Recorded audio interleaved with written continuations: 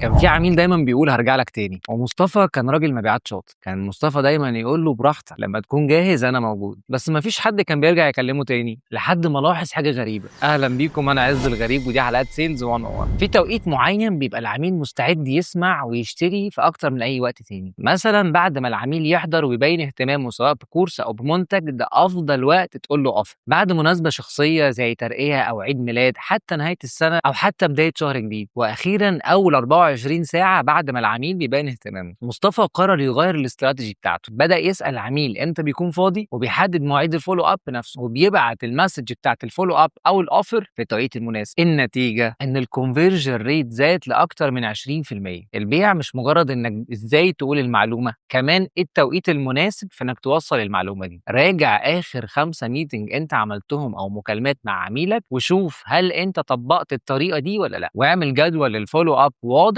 وخليك دايما سابق بخطوه. وما تنساش تشاركني النتيجه دي في الكومنت.